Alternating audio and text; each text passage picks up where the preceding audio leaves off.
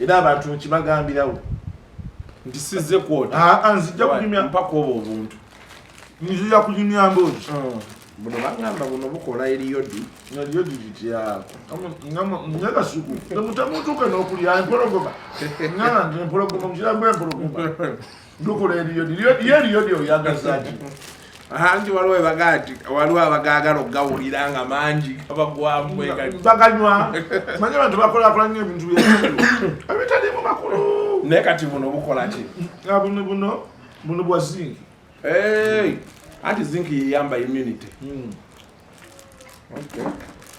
kati embeera mbunjawo obwo busigo neziri cashewnut zo zeetaaga ezongera ku bulamu bwo naye I think mostly sperm count cashnuts kati bwe sperm count okyakyagaza manisikyagala naye katonda buli kintu kyeyakuteekako ku mubiri kirina amakulu gaakyo bwolowooza katonda yali musiru okukola omuntu n'amuteeka mu spams ate yali musiru okimanyi spams ziyinza okuyamba ku balansinga omubiri ate bwe ziyitirira obungi mu mubiri n'otozifulumya ate ofunamu butwa ekituufu obola abantu bagenda ne bawunga omuntu atalina mukazi bawunvu era bali ebiri ebiwunvu buli nga kitambula tikirimu kintu kirina mukazi nkibeera kiyombayomba buli kaseera abakazi n'abakazi nabo abatalina basajja nabo baba abakambwe ennyo ennaku yonna yonna ey'okubulwa omusajja ayagala agimalire ayagala agimalire ku katolubwama embu ezo enagisi anyway tubaniriza nnyo ku show yaffe eno obadda tuli ku show tutandise twatandise dda omanyi n'ebintu ebyo nabyo olina okuba ate gwe oli klasa ye omuntu oyinza otya okubeera nga batandika bushe tuli ku show yaffe tukokola bukozi tutandike tuba tulina okuba kabampa wali kabampa kajeke kaba kabeera bakatwogera fetusumulule tugende fetusumulule emboozi kumita olubozi kasuka oli musajja olaba oteeka mu bino ebintu nakwagala nnyo olowooza ako kati olina kkubira essimu era ako wange yaŋŋamba katolo wamayaga nti mwateesa walinnya woolinnya naye nga nze ekizibu kye nafuna nkuba amasimu go tonkwata manya nti mulwanda banga sikutte obwongo bukuweereze nti ono alabika byaliko byakisiru nnyo oba bagimugjeeko bamanya okujjako essimu ngembeera nga nteesobe ebintu bya security oba ebyagi nanjako amasimu gonna security yawa naye gwewooza kasuku ompisa muntu wa bulijjo bakatolo bama mu nsi yonna baliyo bameka waliyo omu kasuku baliyo bameka kasuku waliyo omu yekka bw'ati kati oyinza okwesanga nga kasuku bakuyise nabaze tuyita obaweeyo ku magezi gwe muntu obiraba otya olaba otya infact abasecurity bali badde bakuyita nakubuuza one of the biggest bloggers we have in the country, one of the journalists we have. Nakugana okukola psychology ne olabika ompita eri emabega njala kuddeeko ne psychology okola waki psychology kosi nnyongi koba ebizibu nagamba kati ebizibu byetugendamu ate ebizibu byetugendamu naye kati kasuku ka psychology ebe kupreparinga kubeera good counselor oyamba abantu mu mbeera yes ugenda mu police kubanga psychology ojja mukolera wa nyinza okuba njagala kubeera investigator private investigator kozi nga nebyeetaga mu psychology ne bano ba CID gomanyi sente eziri mu bintu ebyokunoonyereza ku misango biki wasi wano mu Uganda ne wano mu Uganda kati oli omukazi tomujjukire wono wamala gwe batta eyali agamba nti Kaweesi Sima yatta omuba wange Sima yakweka obujulizi tiwawulira sente ze bawa abaali banoonyerezaawo ozimanyi mpitirivu kati oyagala kunaye omukazi yateekamu ye mwennyini bamunoonyererezeeko amazima galiwa nga kasuku bajja kutta mangu sikawusiyo giveeko bajja kutta naye nti waliwo kati n'abagweddalu sigala journalism yono gy'olina waliyo n'abagweddalu olina gwoba obeera naye bwe mambeeramu nga bano bamafia mafia clinical zinonyerezeeko zijja kutta gwe kasiko kutta just a second nga wagenze dda nga nayiseemu ate kati tutaba olinamu amaanyi bwe tuba twagala kuttisa piro tukusindikira ebisajja ebiwanvu bibiri ebyamaanyi ebyosula ebisooka ne bifuuyira egundi ennyumba yonna ne bigifuuyira kayufu mwenamwena ne mwebaka bwe baleeta piro negiteeka ku nnyimba n'otema tugera ku makya Kasuku n'abaana be bonna tetutategedde kikikyala entama yo nayona yava ku koosi ya psychology tujja laba ekyokukola anyway ebindeese wano walabye ebbaluwa ya Bobi Wine nabisomako muti nakasuuka Bobi Wine yawandiise ebbaluwa njagala kuyitiramuko wano katini kuba kati gw'oli mu art nde art egwe art ekisooka wategedde abaagende egondi eggulu kamiliyoni ne banne yet Uncle Kato mwe bannakatemba mwe muli kuki tuje tuli naffe tukola ngamba eggulu natututuuka tugenda yabadde agamba nti naye abayimbi bo babawa naye abali mu theatre bo bali kuki anti akatufe ate ffe ekikulu ekintu kyaffe kyetuzimba ojjukira tulina federation ya performing arts okitegeera tugirina kakati eyo federation tesobola kubeerawo ng'ebintu bisatu tebiriiwo ate ebintu ebisatu byonna byonna birina kuba bya Luganda tulina kubanga ffenna tukolagana kuba tosobola kukola luyimba lulungi nga totaddemu drama kituufu tosobola kukola luyimba lulungi nga temulimu dance tosobola kukola muzannyo mulungi gwoga nti guno muzannyo guli exorbitant gw'amaanyi tegubangawo nga temulimu music ate tozinidde namu amaza kati ffe yaffe kiri integral naye kati aba musicians bo balina uma yaabwe ffe tulina tawu theatrical association Uganda kati yetulina kakati tetwagala ate ffe tutafaanako bantu baffe twagala kwonoona structures twagala structure kati Ben abadde president tugenda kuteekawo okulonda ndowooza nga mu December tumuggyeko oba tumuzeeko depending association zino endala zireese ki abantu kati federation yaffe ebeerawo kati eyo federation yegenda mu National Cultural Forum eyaragadi yaliko nga chairman olwaliro lw'emyaka 2 naye ajja kuba avuddeko nga bataddeko ki omulala so gamba that is the interesting part of it mwenza okuba nga aliko byebakola tebyabyagala but there is a room for us exchanging power and going for election lobbying for big things and what ate ndaba mu maaso abantu sente baziraba wasale naye wasale siye wali sente eno structure kase netutwala netufuna kyetuyita copyright board kuba erina kubeera yokka ekulira copyright mu nsi yonna mu ggwanga lyonna copyright board era tulinze minister wa justice atuuke tumugambe nti liijo kuba UPRS kati omulimu gwekola gwegwa copyright board kati buuza afe bannakatemba busikiiti bwaffe buno copyright tugijjawa ate amateeka ga copyright abakozesa bakuwa copyright ne government nebako kyetopingako kati ffe government okubaako nekintu kyetopingako ne bwe netopingako 25% na sente zijjira mu budget every year tuba tulina kyetukoze kyamaanyi kyenjawulo. Watching my fellow artists line up themselves before dictator Museveni's brother General Salim Saleh to beg for handouts, my mind was taken back to the story of Joseph Stalin, the Soviet dictator of the 19th century. Mujukira yabyako enkoko oboya ate n'agiwa ebyokulya era ebyo yayongera okwongera wano kati n'agamba this story has come to life many times in Uganda. Museveni, like all brutal dictators, appeals to two human weaknesses, greed and fear. Those who resist greed are intimidated into submission, after which he returns and gives them a few crumbs from his loot. I'm sure every artist fully understands this because artists are expected to understand the things around them even above the average citizen. Artists are aware that about 2 years ago, regime brought very oppressive laws targeting the industry. Among the laws proposed was a requirement that an artist must submit his or her lyrics to the Minister of Gender for approval before producing any artistic work. Another ridiculous one was a requirement for artists to get permission from the government before they are given permission, they are allowed to perform abroad. These regulations were never shelved. They were only put on hold when the regime got an excuse of COVID-19 to implement them.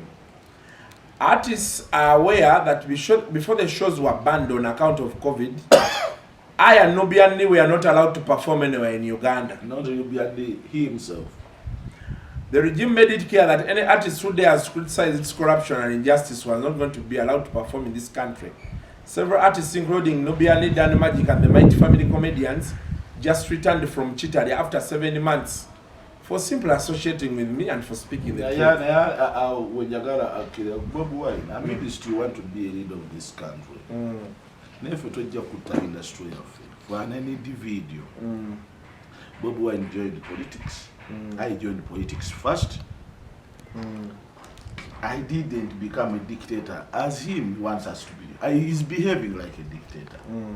Ayagala Baptist bonna bagwe kusaidiye. Bino byonna byonna byogera. Ayagala Baptist bajje babere kusaidiye. But what my disarray abagenze kusaidiye babadde ki? Bafunye ki? Bob Wine alina okutegeera ayawule wakati wa politics we ne art waffe. Nze nali nkikola bulungi nga art wange simuteekamu politics. Kati ayogera bino byonna akuma omuliro guno gwonna aba Baptist baddeyo naye Baptist nga baabuuse. You one of the best dictators. Ate yatakwatanga ku buyinza.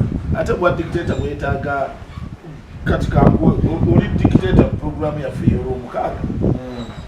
Waliwo ebintu byojja n'ogante bye temujja kubyogererako ddala. Tuba show you. So kati ate ffe kati ffe tetuli property ya Bob Wine. Ffe kutulagira kye tulina kukola. Ffe atuleke yasigale mu byobufuzi be, ffe atuleke ne theatre yaffe. Kati wendo kati ffe ayagala Bob Wine tukole tutya. Tugende mu maaso tulwanyise gavumenti etuggalewo. Kyayagala tugende. Naye question yeriwo eti Uncle Kato. Ensonga Bobi Wine zalwanirira mwe muzirawo bati muzira. Ate ziruwa zalwanirira. Ati agamba abantu gavumenti etufuze bubi. Ngati kati kiri bwekiti. Ekyo tukimanyi akitunyonyodde. Yatukinyonyola okuva eri yonna n'atabangula eggwanga lino. Eggwanga yalutabangula twalikiriza yalutabangula. N'atuleetera abayaaye n'abatusimbirawo ababbi b'enkoko ababbi kati mutandise kubala bakakati ababbi b'obusimu abaaki n'abatuleetera. Ne tukkiriza era ne tubeera kaamu gyali. Nekyo tutajja kukkiriza ate ffe kuleeta politics we mu drama waffe, kuleeta politics we mu music waffe. Uma yavudde wano n'egende wassale tukkirize kikirize kibeere straight in the eye. You have to tell the people straight in the eye that Saleh is controlling the business fraternity in the country. Tali outside the business. Ali inside the business. Question kati bana abantu bagenda eri Bob Wine yali badde living a sympathy naffe. Yeta ina kintu kyatukoledde bwe yamala okulya sente za Museveni n'akwata mu ekkubo n'agenda mu America. Yali asente za Museveni. Azirina zazirya. Mwe kati nga bwe yatugambye nti nga bwe tuli Baptist tulabe wala. Tuba tulabe wala tumulaba yazirya. Ate bande n'azibalyako. Nfefe n'azitulyako Baptist banne. N'olwekyo you shouldn't shout at us. At this point you should. Bobi Wine agamba mwastupinze solo. Ate tuli lulo twakose. Ogenda okusabiriza ewa Saleh. Sebo ministry n'ambe ya health egenda n'esaba ewa Saleh. But the ministry number health egenda judiciary egenda nkugambye nti ono Museveni ali ku political wing ya NRM. Saleh ali ku business wing ya NRM. Okujjako nga agamba nti gino emyaka gyonna mutubonebone naye ani akugambe Bob Wine ojja gwe tolina mu kubona abo oli mu Boston oli mu kwagala bakazi oli mu kweyagala. Hali yeyagala is free. Fuya tulekera abantu wano ne COVID abantu batusaba emmere twaya tugamba nti ebintu byonna tubimukwase lwaki tutuuka mu kaseera k'okumukwasa ekizibu ekinene nga kino ekyemmere n'atuddukako n'agenda n'akyakala n'abakazi e Boston yagamba bikwase Kyagulanyi kati n'atumaliriza ate atuddukako n'atumaliriza n'agamba nti buli omu agumye munne tuli wano tutandise okwegumya tukuta abauma abaguntu bannanga abasajja bano bwe tutagenda bwe tutakisembeera kumpi nabo abasajja bagenda tuggalira ddala ate batuggala bannaffe tebatufaako tukakkanyeemu twegayiridde bakamiliyoni twegayiridde baani twegayiridde bamisa kisemakula bannaye tubeere mu kibiina kino tubeegayiridde tufubu tuseeyo eyo tulabye ne unioni y'abakozi abakozi ba workers abaliva mu theatre nabo tubeegayo tubagayo tubannange naffe muturegisteringe wano uma town naye mugiregisteringe wano mwana wona kyetugezaako okukola kwe kufuna eddoboozi eryawamu tusobole okubeera wamu abantu era naye President Museveni tukuwooninga lekerawo tugatta ku Bobi Wine sale tukuwoninga lekerawo tugatta ku Bobi Wine muntu mulala nnyo ne ati nafe abali mu ati tuli balala nnyo kati yagala atwala agamenti fe yatwogerera atya nanti ati ye yazaala Bobi Wine ani yamuzaala ati yasoka kubeera muyimbi bw'abeera omuyimbi ekitegeeza nti eringi wava tetabulatabulayo aleme kututabulira kintu nedda politically yes ya succeedinga wamaanyi bwakonkone wa Museveni tebamugalira baba yagala okulaba sale amulaba 10 za kiro tuwaliwo tabbu kakati ffe bwe tulaba ku sale nga ye yamulabadde emirundi n'emirundi temulimu akafaananyi tumulimu akafaananyi nga sale ali ne Bobi Wine bakoze bate emikono baali bateesaki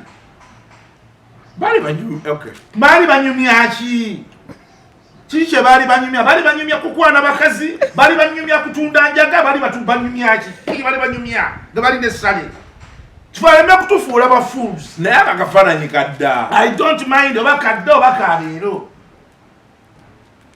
Kasuku bwe wali ogenda okusoma amawulire watandika ekirowoozo kyajja mu mutima ti nja kusoma amawulire n'otandika Bobi Wine yatandika politics yamutandika na Sale yamutandika n'abantu babiri Sale ne Kayihura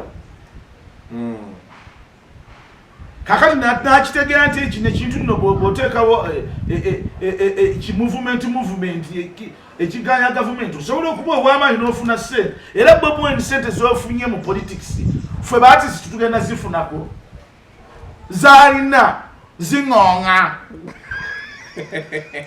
yazijjawa atubuulira yakuba shoki gye yazitundamu zaalina ziŋŋoŋa yakuba shoki gye yakuba n'afuna emitwa miliyoni za dola zaalina bagamba talina mukodo talina era kyovola ffe tetusobola kubeera naye kuba mukodo ate atimba abantu akatambaala mbu ali mu struggle ate abasajja nga bakusasula struggle kigyolimu. You are wasting our time. Please don't waste our time, you young boys who have just entered this field of politics. Don't waste our time.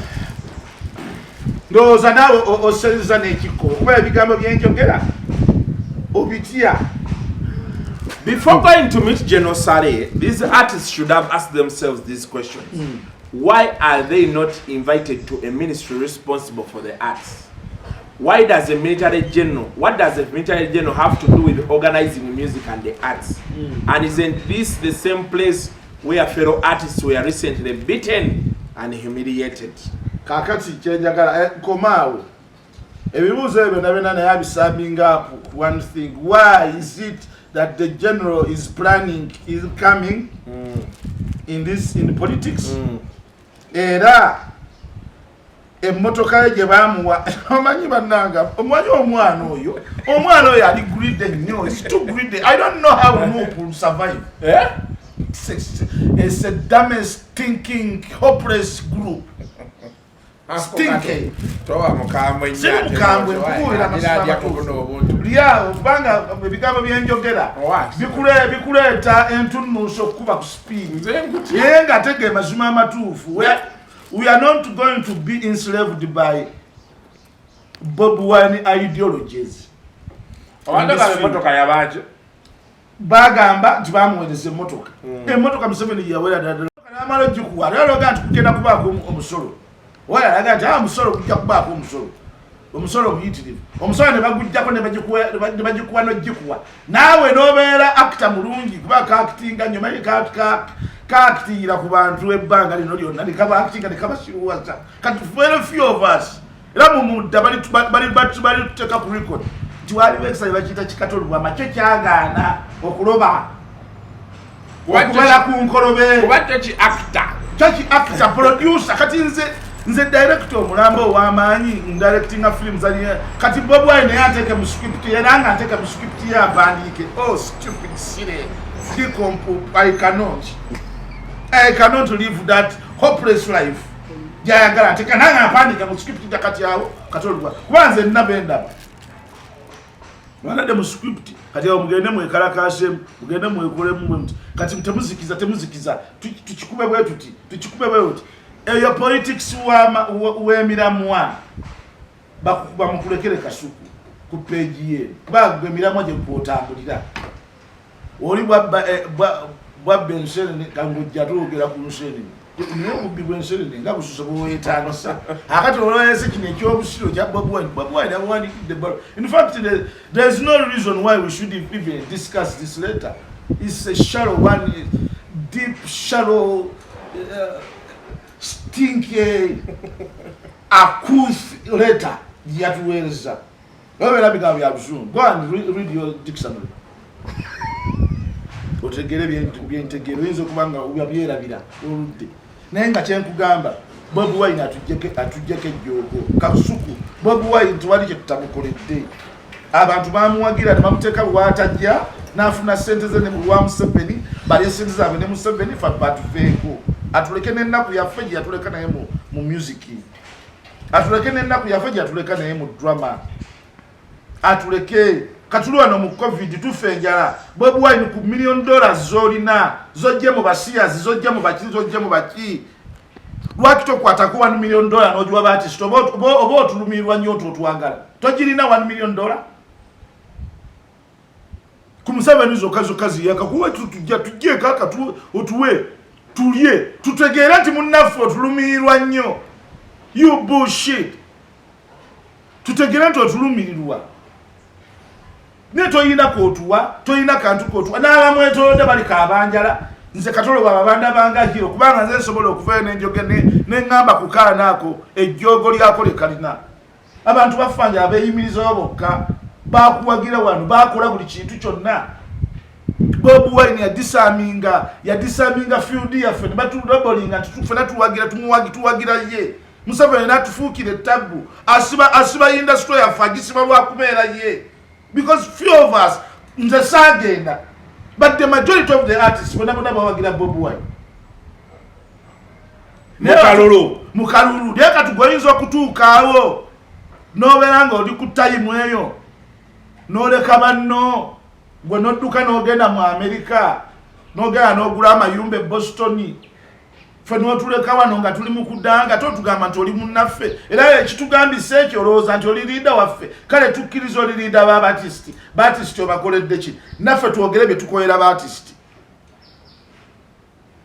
Ba musicians balinganga b'atisiti bonna mu ggwanga balinganga omutwalo gumu tuwa akawumbi tuwa obuwumbi 3 buwafunye nga yabujjeewa anti abazungu bamuwa ffe tetufuula basiru. We are not fools. Government emuwa Nanupuya naye agenda kumuwa and government is paying him in a big way than anybody. Bob Wine is the highest paid politician in the country.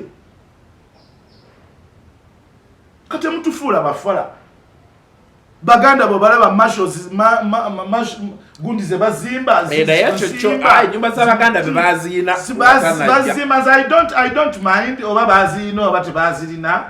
Naye Kasuku toberanga musiru omuntu bwakugambanga nti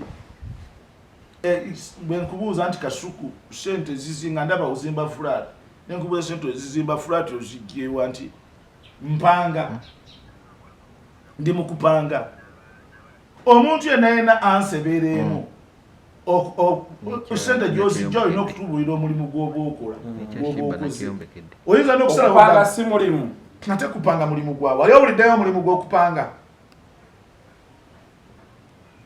Kasuku akola nti akola mu monitor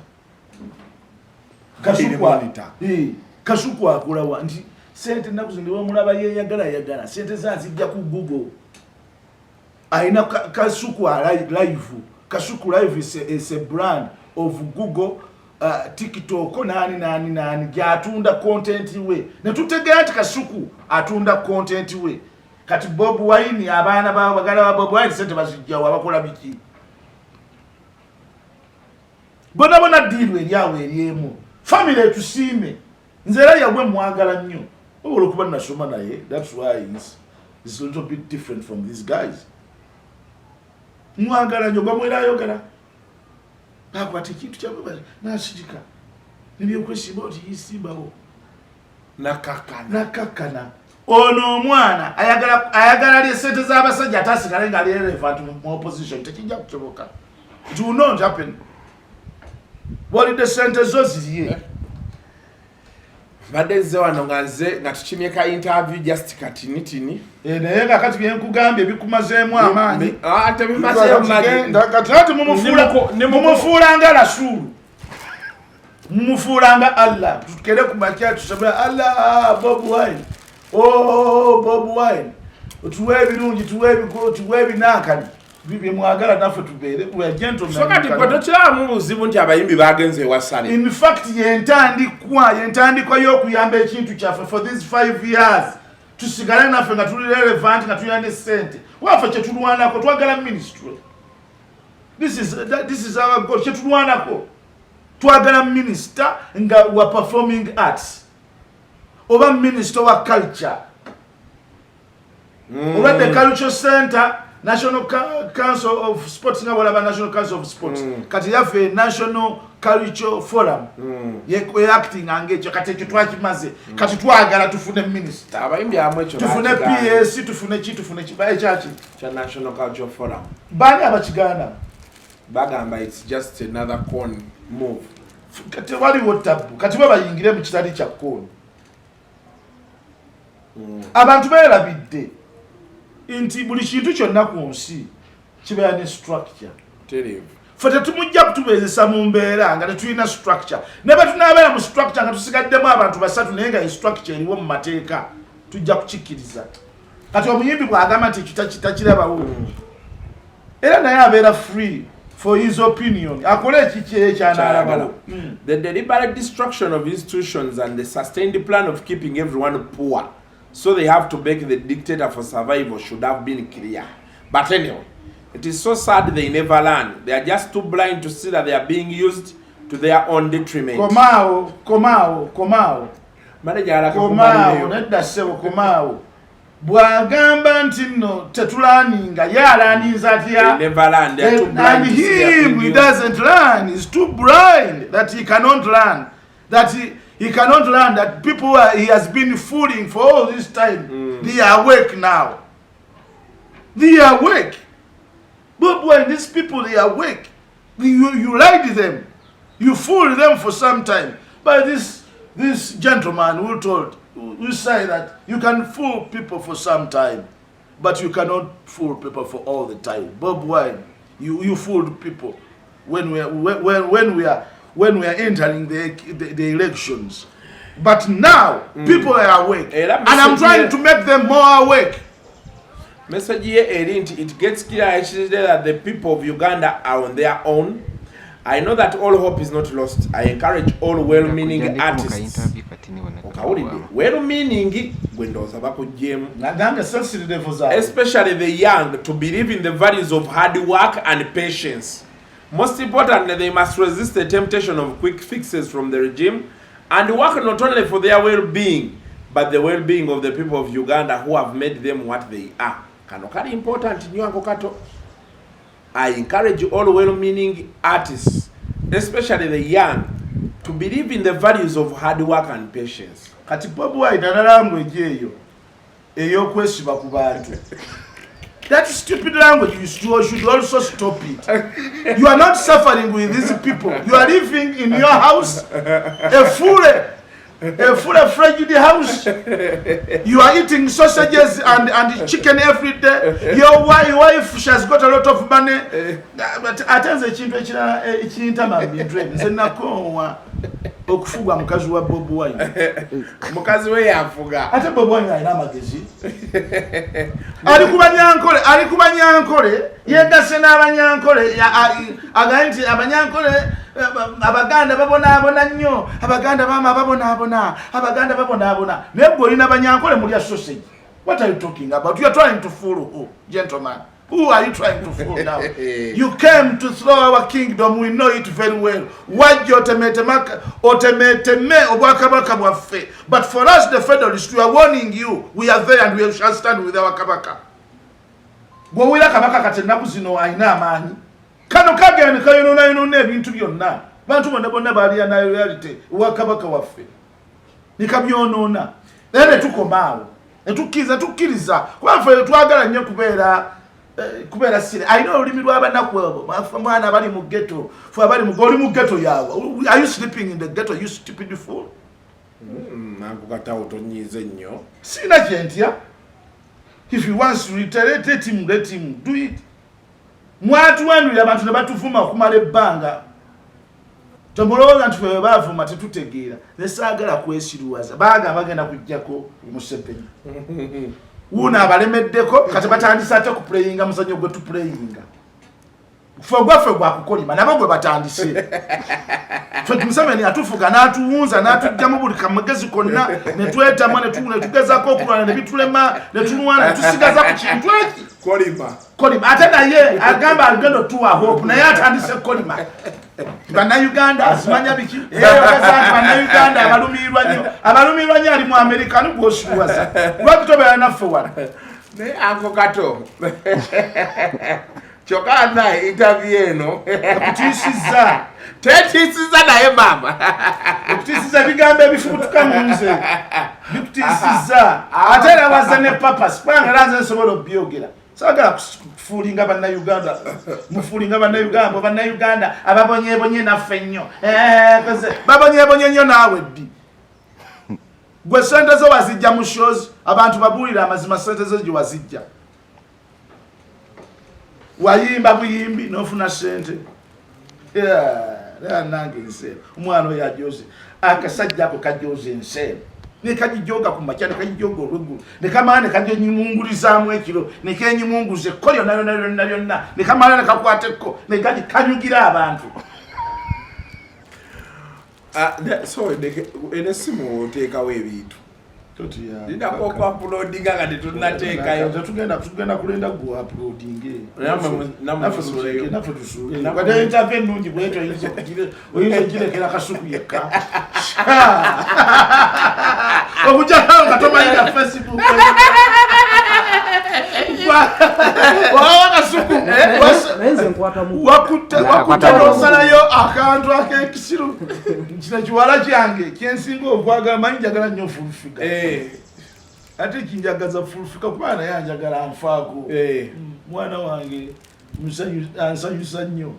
Waliwo omuvubuka oyo atera okubeera ku TikTok. Long face. Omanyi kati ngenda ntegeera zi characters. Naye ku TikTok kwoli. Mbeerako nnyo nnyumirwa. Nali simanyi.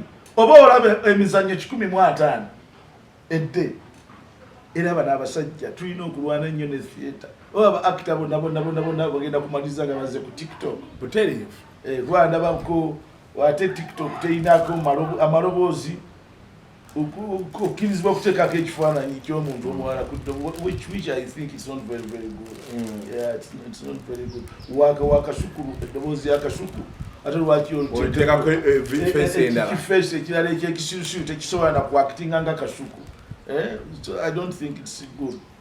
Techansanyusiza nasidda kano akafulu figure kiyagana simaye yakwata simaye yajule kirungo simaye yakola simanya mukumu omwana oyo naye atuwe muddewe mudde naye atuwe mulabwe ku makyala atuwe mulo olweggulo naye kale mukama katonda generation yagikyusa yabawemu ate generation eno yabawemuse oluba towemulamu ku katono tujja kufuna bantu era naye kamusu kutandika okuwemu ate neddo oli muwemu olwadde waleesa ekintu ky'obukuumufu nogati fulufigoli ki ndi mukuumufu zannakuumuuka omu abadde muwemula naye muwemula nga si kiri direct kinene nnyo si kinene nnyo naye aba anko kato leero obadde munyiivu siri munyiivu nze saagala muntu bw'oba wa bugenyi ate obugenyi n'abwonoona bwe buwaini abantu bamuwa obugenyi bwe buwaini talina kintu kyonna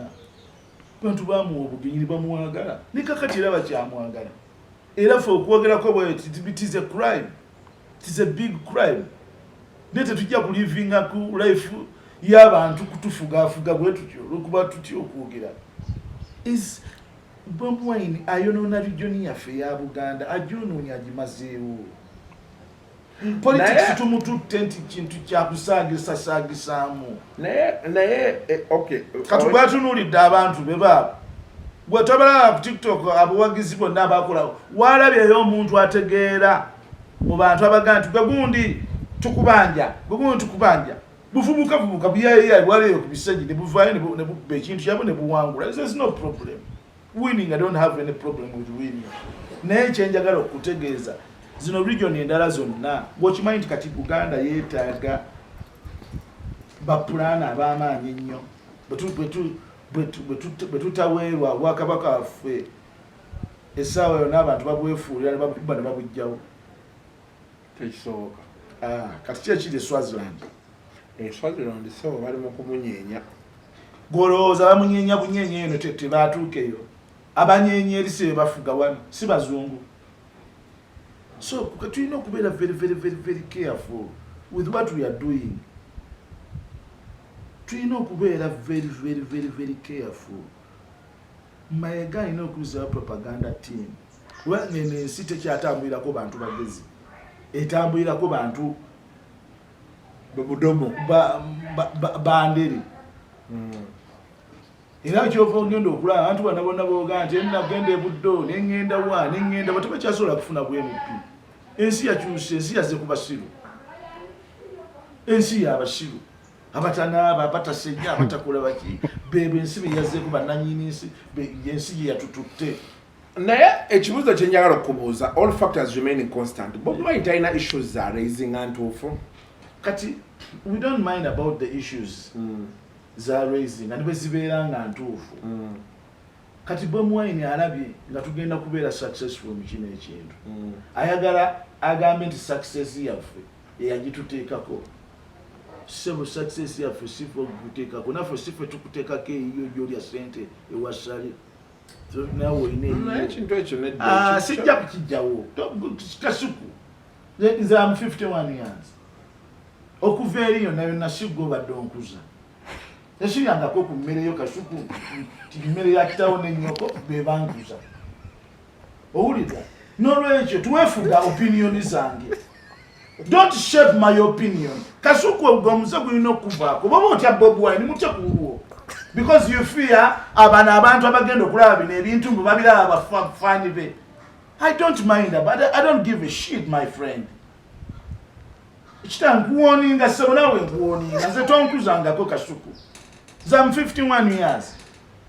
Mu myaka gyange egyo 5 mu ogumu nalaba kasuku nga yakava wali kuva ku university wavaawa. Wewe yava wajja okusooka okundaba nakulaba oli mwana muto nnyo nali nkyali ku university ng'oli ku first year. Kati nze oyagala okwepankako on shaping my view mwagala tuleme okugamba abantu ebituufu wabwe njogera ku ssale ng'otandika tazirya ssente. Okay, kyembadde njagala okubuuza kiriba ekiti nze okuba nga azirya oba tazirya sifuddeyo, but I'm saying do you have facts to back it up? Kati sente z'abafere ze balya ate bazibaako ne factors backing up. Abantu bajja kiro tunaaba kuba tutya bajja kiro bambadde gomesi z'abakazi bambadde ng'abasente bambadde beebisse obukookolo batambula balema ne bayingire mu state house ne balya sente zange kati ate facts zogenda okunsaba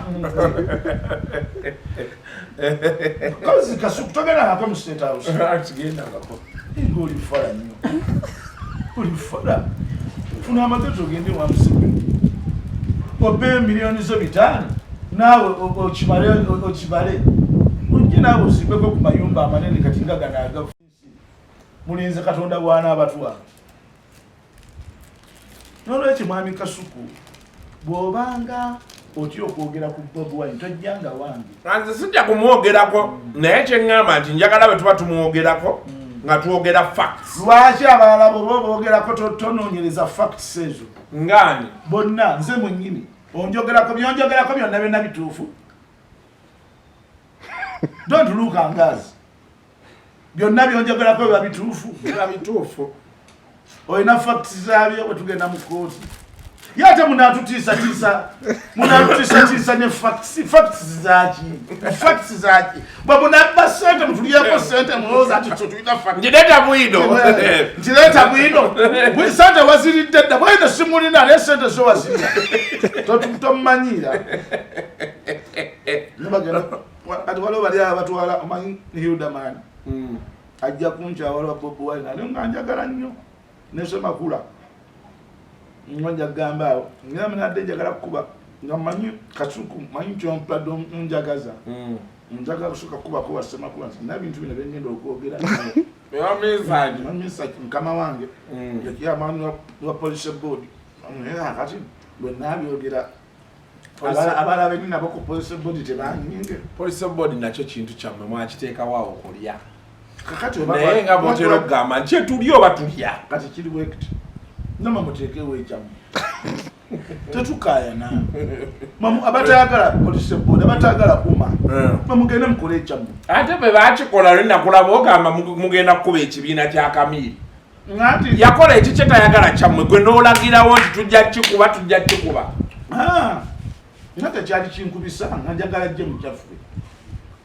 nalowooza mukuba mutte afe Kamiiri ze superstar twali atakimanyi omuntu agala jjemu oma afere yazze nga tuli wamu nabona apalaso bonna tugenda kubeera wamu bafune ebifo tutambuze tubeere wamu waliwo kintu dividinga bwe tuba tulumba omuntu awa ekibiina kiri awamu ebiliyoni 2 naawe nga weekutudde ajja kuwa biliyoni 1 ne wabweru sente tugenda zijja wabweru tugenda kukonakola ebintu byamaanyi tulina projekiti yamaanyi ejja mukuma bannange olunaku lwaleero sitera nnyo zikira naye out of interviewing etugamba nti olina otusirikirira n'owuliriza gwe interviewing nedda ekirungi kubuuliza ebibuuzo byange n'obiddamu kyekisinga obukulu nendenze naye gundi obukambwe ennaku zino oli mukaawo nnyo naddala eri Bobi Wine kino emyaka gyo tegyagala kumanyira indiscipline bonna abantu abagala okukola indiscipline bagende bagikole owaba kitaabwe ne bannyina naye sikunze nze am a very disciplined person by the way aye sikuba baana omwana gwe manga mukuziza bw'okola ebintu by'etusiru kiba kitegeeza nti waliwo byesaakubuulira bulungi nemyaka njakubuusabuusa bazzukulu era bw'oliko bw'obuusabuusa nyeyagala naye kati ono nga mutwala nga katonda wammwe si katonda waffe naye turespecting katugitwalenga eddiini mbadde nkyagala kusoma bbaluwa gimalayo naye ogingobeza nonaakomaawo kati byebirala byonna binyiiza abantu bayongera kumunyiikira tabyogera naye abayimbi bo tebabadde basanyufu abayimbi bo bagamba enjala ebaluma waki omusajja ate n'ebyo ebyabayimbi enjala etuluma tuli basanyufu omuntu wakayingira mu indasitule yaffe olunaku lumu obadde otema wali mpuuta kati enjala ekulumye kati ekulumye kati otwetaddeko kuba bonna obuyimbi obusinga abayimbi abategeka the real musicians enjala yese baluma tukiriza because we have spent a lot of time ngate tukola ngaye aya tuwe mu respect gwa akobera baloya nga bakabirawa sina wenda ni pulide baloya bakaba architect chabaliddawo enema mulimu gwawo babbo babera ba savinga kubuziza bakabaddi bata basulanjala bajisula kati muleme kumanyira industry eno muleme kumanyira profession yaffe tugume ngaba kubanga for profession yaffe tulinganga abantu bonna abasomesa tebalina kakakubya nyako abawera bakaba banasi tebalina ensi yona yona yaguddemu nabe fwe baartist tuleme kwefula bakitalo ate n'okwefula ntuli ba wansi nnyo tugume bugumi naffe sente tetuzirina naye tugume nga batunonya ekyo bogo ina mu kasente abana gye bali abadde bakola mmere ya leero kati oyagala neme kuba mu kasente ku myaka 3 mweta mugezanyidde katemba oli musiru kasuku oli musiru oyagala kungezageza ku buno obwana eyanjala ebaluma yatuluma dda nze enjala yannumira okumala emyaka 10 kasuku gwe tokirabanga nga buli kanaku nvaabaganga sirina gye ngenda kukola nyenga nina okugenda mu lihaso olweggulo mu Black Park naye ng'ebbanga lyange lyonna ndimalawo nga ndeebeeta nafuna abantu bange 10 benneesibako gyabo mu bulamu ngenda kubaleebeeta beetamu waliwo wamu yagenda n'aŋŋamba lumu naye kati mpulira nga nkukooye ne mugamba nti weba onkooye mpa obutwa nfe kammere njirya wano owuwo teeka mmere yange obutwa nfe nzi nfe nimanye nti nafudde naye nze sigenda kuba nga mbonaabona nga bw'olina ssente waliwo omulala ali awo yali oba Sekamate yaddanawa nalebeeta Sekamate bannange nalebeeta Lawrence Mulindwa oyo wakitende oyo chobola abo nafuna kusene ngam empisa ziti naitiriza okulebeeta bana abantu kambe esonyiwe buggo baleke waliwo abo benalebeeta nga bogera mu ofisi ya nena magogo yo namulebeetako naye ndoza naye ayita nabakufuna ngaafaananga naye nga naye mulebeesi wa Mulingo bangi bali mu kibuga omwo mwonna kyobola abantu abamu banyiivu nnyo kubanga nabegendangawo okubalebeeta buli kanaku kati si kyagendayo baga kato yeewulira kato yeepanga naye nga nange ensonyi zankwata bwe nnakula ne nfunawo kenfunye naye nga banna sijja kujja kubalebeeta omuntu lumu nagenda okulebeeta Kasiwukira ekintu ekyo kyanneemusa Kasiwukira yalina obutambaala nga bubiri nga bwakwesiibuuza ku mimwa naye ng'agenda n'akwata ekifi ky'ennyama kyali kinene nga ndi wali amalusu ne ganneefusomba mu kamwa nga galinganga liita omutwalo omulamba n'ekitundu nga ndowooza nga nti singa Mukama Katonda annyamba obwavu bubi singa Mukama Katonda annyamba nekigwa ekimugwako nekimuseererako bw'anaayagala okukisuula eri nze nja kukijjako obuluusi bubuuka nkyeriire mboze nanyumiza nsereko n'aseka n'agamba naye ng'oli akulumya enjala ate mu makkati g'emmere aya muli muti eyo ensi egamba ekyo naffe wetuli wano bwalya abagagga bali babiri gwe nga tabuliiko sasobola adde okutumizayo akasowaani k'emmere alina alina containers emu erimu emmere yokya emu erimu enkoko gundi eba baleeta bufe gyalya omukulu gyalya yali amanyi okulya endya teyalibi Kasiwukira wabula ndaye mwana waffe taata we ye Bugembe yali azanya yali muyimbi ayimba traditional songs Bugembe very yali amanyi okulya ekyo mwami Kasuku olwala bw'obanga towulira nga abantu abamu ngenda kubwogerako osindukirwe emmeme please don't come to my home ekintu nga kitambula ndoza tetujja sukkawo wano olunaku olwaleero bannange